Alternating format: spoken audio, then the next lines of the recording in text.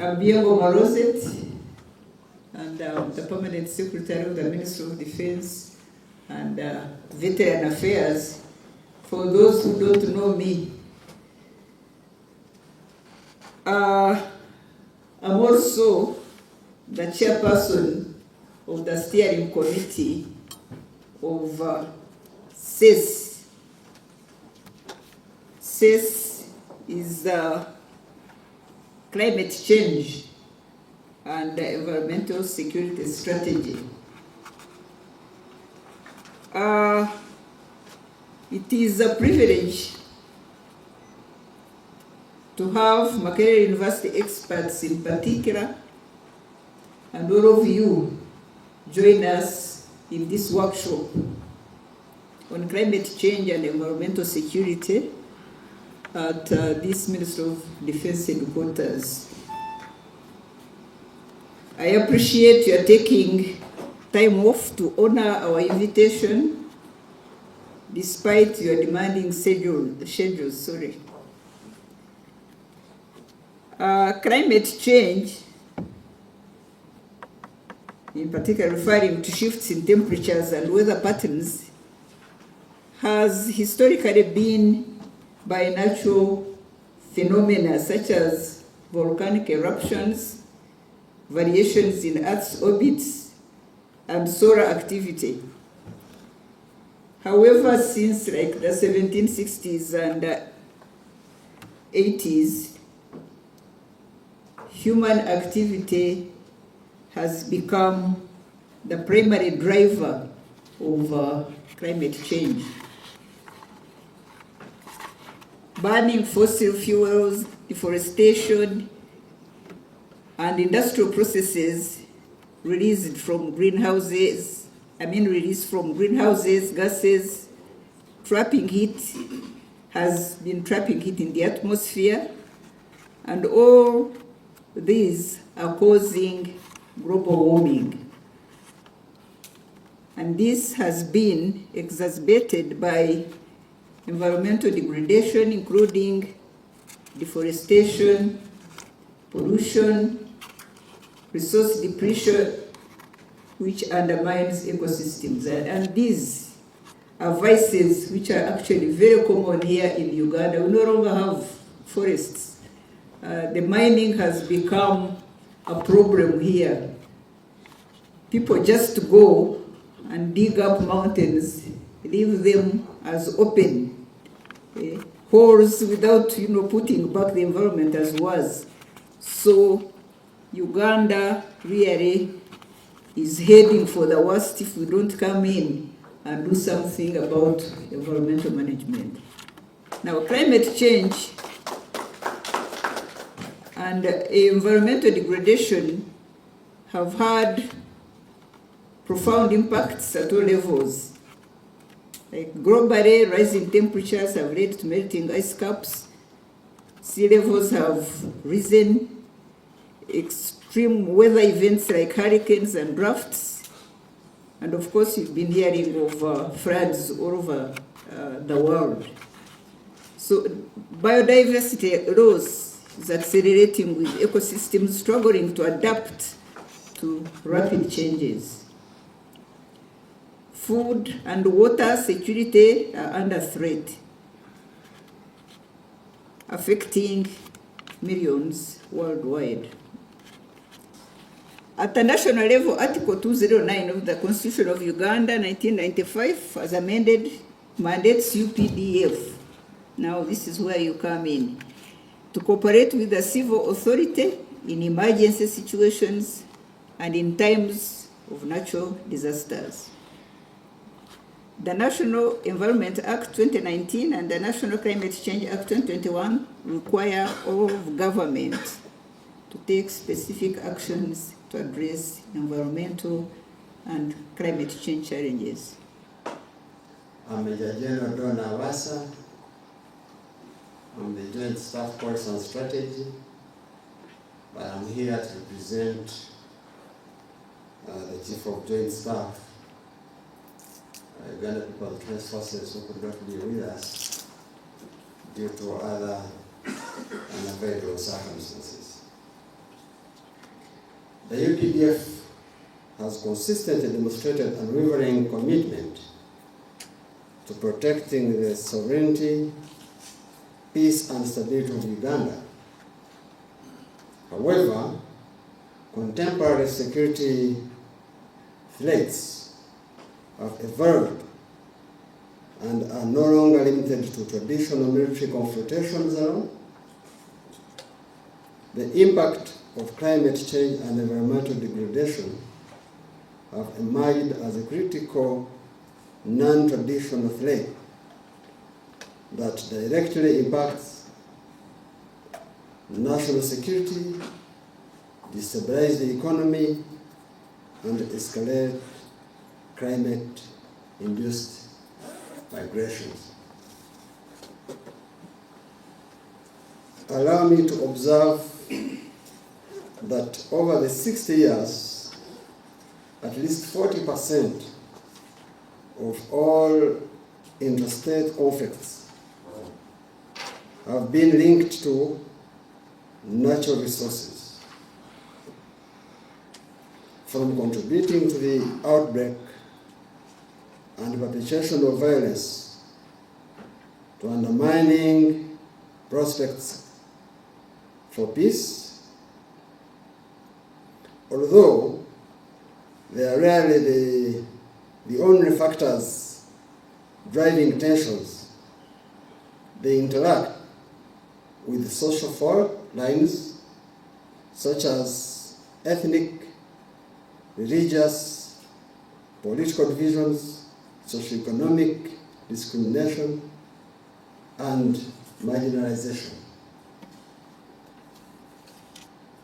Moreover, the military conducts operations across 4 dimensions that include land, water, air, and space. Safeguarding these domains from degradation and damage is crucial for ensuring national security. The climate change and environmental security strategy that is being formulated by the Ministry of Defense and Veteran Affairs, where I happen to be the chairman of the technical committee, is very important. And first of all, it's in line with the requirements, both on the international levels. We have the 2030 agenda of the Sustainable Development Goals. We have our own Vision 2040 as a country. We also have the constitutional mandate that requires us as UPDF to support civil authority in cases of emergencies. And most of the emergencies we have had in this country, apart from the outbreaks of diseases, are as a result of environmental issues, the floods, the landslides, the mudslides, droughts, and the others. So based on that, it's only right that we do the right thing. And for us as UPDF, it's not that we are starting today. As UPDF, we have always been in the forefront because every year during our Army Week, we plant quite thousands of trees for purposes of keeping the environment clean.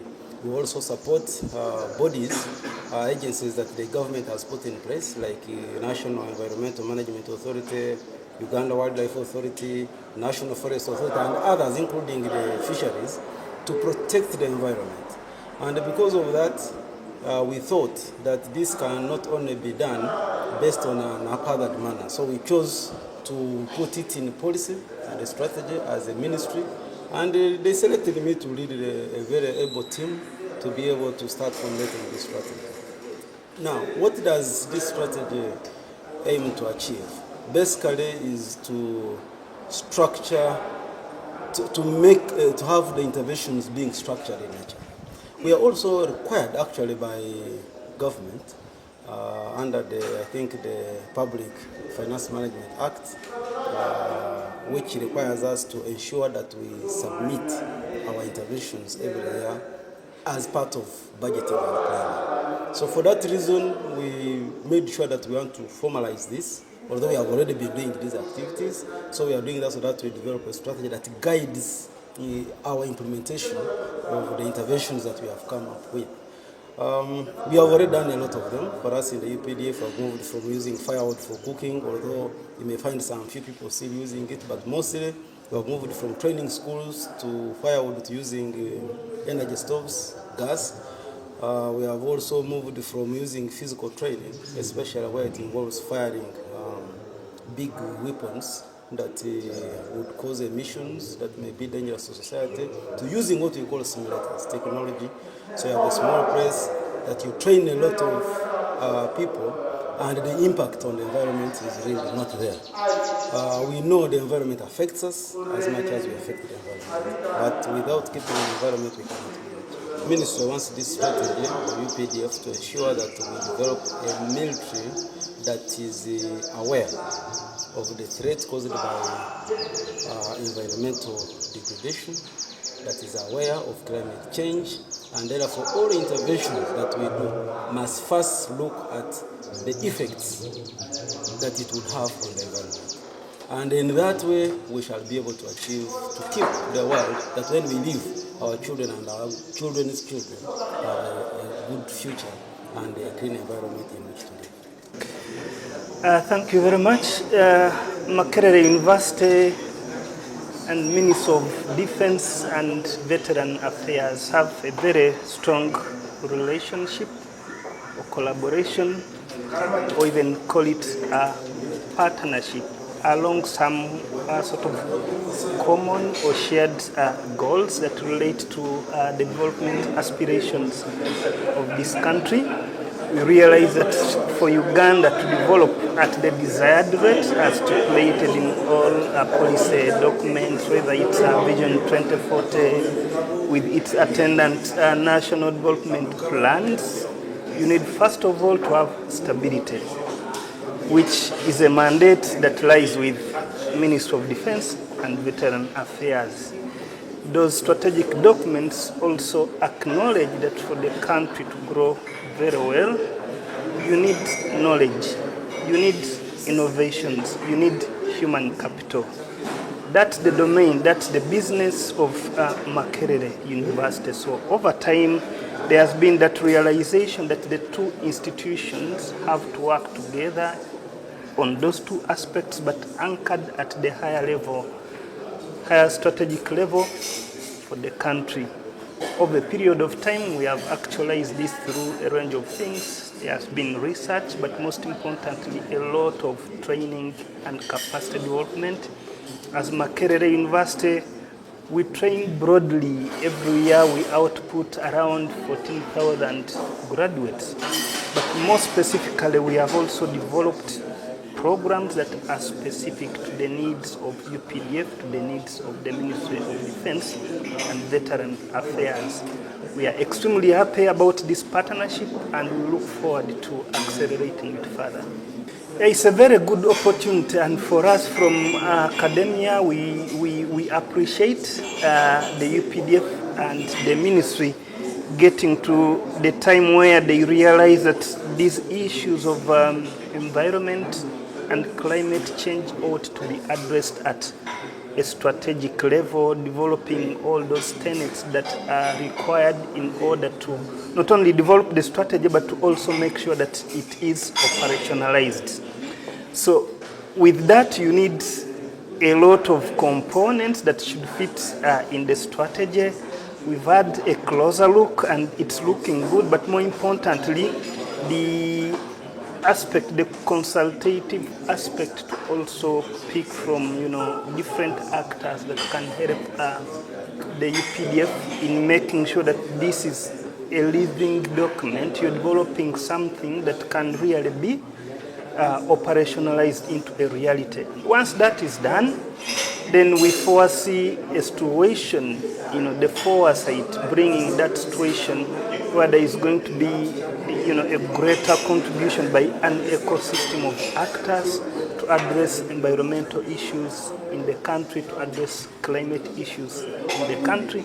And once that is done, bearing in mind that our development is strongly linked to environment and natural resources, then we see a possibility of increasing our development rate.